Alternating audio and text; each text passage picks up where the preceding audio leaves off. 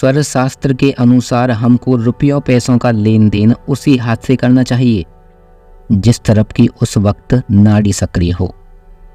मतलब अगर आप किसी से पैसे का लेन देन कर रहे हैं तो अपना स्वर चेक कर लें।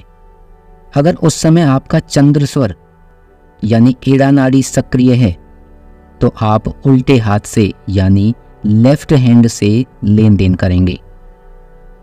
वहीं अगर आपकी सूर्य नाड़ी पिंगला स्वर एक्टिव है तो आप सीधे हाथ यानी राइट हैंड का प्रयोग पैसे के लेन देन के लिए करेंगे। इसके अलावा अपने मित्रों को भी उसी ओर रखकर बात करें जिस तरफ का स्वर सक्रिय हो। दफ्तर में बॉस के साथ भी यही बात लागू होती है।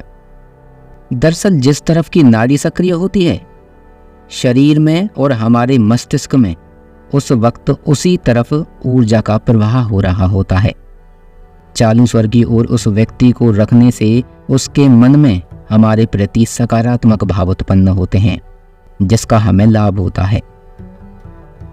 इसके विपरीत यदि कोई शत्रु है या जिसके संपर्क में आप रहना नहीं चाहते, ऐसे लोगों को उस तरफ रखना चाहिए जो स्वर या नाड़ी नहीं चल रही है। आपको लगेगा कि सामने बैठे व्यक्ति की साइड हम कैसे बदल सकते हैं। ऐसा करने की कोई ज़रूरत ही नहीं। आपको उसकी ओर उस दिशा में बहुत हल्का सा तिरछा होकर बैठना या खड़ा होना है जिससे वह आपकी दाईं या बाईं ओर हो जाए। आप यह प्रयोग खुद करके देखें, यह आपको हैरान कर देगा।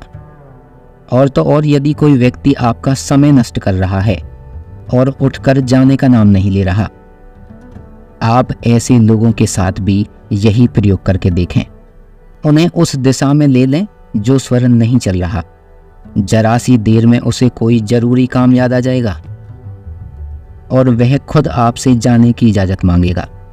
तब उसे जाने की इजाज़त देते वक्त अपने ज्ञान पर इतराने और मुस्कुराने की ज़रूरत नहीं है, वरना वह आपके प्रेम को देखकर, आपके प्यार को देखकर जाने का विचार बदल लेगा तो वह दोष आपकी मुस्कुराहट का होगा। सारा करिश्मा प्राण ऊर्जा का है। यह सब करने में एक सीक्रेट दाव और है। हमारी बाईं नाड़ी ईड़ा यानी चंद्र नाड़ी स्त्री प्रधान है, जबकि दाईं नाड़ी पिंगला यानी सूर्य नाड़ी पुरुष प्रधान है। इसलिए स्त्री बाईं नाड़ी का प्रयोग करके पुरुष से बेहतर कर सकती है। ऐसा इसलिए होता है क्योंकि स्त्री के मस्तिष्क का अधिक सक्रिय भाग बाईं तरफ होता है। इसलिए स्त्री को वामा भी कहा गया है, जबकि हमारी दाईं नाड़ी पिंगला यानी सूर्य नाड़ी को पुरुष प्रधान कहा गया है, क्योंकि पुरुष के मस्तिष्क का अधिक सक्रिय हिस्सा दाईं ओर होता है। इसीलिए स्त्री और पुरुष एक दूसरे के बिना अधूरे हैं। देखिए, इस बात को और गहराई से समझिए। पुरुष के सामने मित्र, शत्रु या बॉस अगर कोई स्त्री है तो उसे अपनी प्रधान नाड़ी पिंगला का प्रयोग करने से अधिक सफलता मिलेगी। स्त्री के सामने यदि पुरुष है तो उसे अपनी प्रधान बाईं नाड़ी ईड़ा चलाने से अधिक सफलता मिलेगी। यानी पुरुषों के लिए दाईं नाड़ी पिंगला और स्त्री के लिए दाईं नाड़ी ईड़ा का प्रयोग करना चाहिए। जिस जमाने में यह शास्त्र लिखा गया था उस वक्त राजा से दंड मिलने, रास्ते में चोर डाकू मिलने या शत्रु के सामने पड़ने का भय होता था। ऐसी परिस्थितियों से कैसे निपटें, इसका भी उपाय इस शास्त्र में बताया गया है। बदले हुए काल में आज भले ही वैसी परिस्थितियां नहीं रही, लेकिन इन उपायों का हम आज के समय के हिसाब से इस्तेमाल कर सकते हैं। हमारी जिस तरफ की नाड़ी चल रही हो उस तरफ यदि कोई ऐसा व्यक्ति हो जिससे हमें खतरा है तो सावधान हो जाना चाहिए। उसे रोकने के लिए उसको अपनी निष्क्रिय नाड़ी की ओर रखना चाहिए। मतलब जो आपकी नाड़ी नहीं चल रही है उस तरफ उसको रखना चाहिए। और ये एक छोटा सा प्रयोग आप करके देखिएगा। अक्सर हमारे घरों में या ऑफिस में ऐसे लोग आ जाते हैं जिन्हें हम पसंद नहीं करते, लेकिन मजबूरी यह होती है कि हम उनको सीधे जाने की नहीं कह पाते। ऐसी परिस्थिति में आप उनको अपनी निष्क्रिय नाड़ी की ओर करके आजमाएं। आप देखेंगे कि जरा सी देर में ही वह खुद चला जाएगा। आप इसका विपरीत भी प्रयोग करके देख सकते हैं। यदि आप किसी व्यक्ति को अपने साथ बनाए रखना चाहते हैं, आप चाहते हैं कि वह आपके साथ कुछ और वक्त गुजारे, तो उसको अपनी सक्रिय नाड़ी की ओर रखकर देखें। आप चकित करने वाले नतीजे पाएंगे। हम लोग मंदिर, मस्जिद, गुरुद्वारे या चर्च जैसे स्थानों पर जाकर दुआ, मन्नत, अरदास या ईश्वर से कुछ मांगने के लिए प्रार्थना करते हैं। हमें सांस अंदर लेते समय अपनी मनोकामना को दोहराना चाहिए। यदि कोई सांस छोड़ते समय अपनी मनोकामना व्यक्त करता है तो उसे सफलता नहीं मिलती।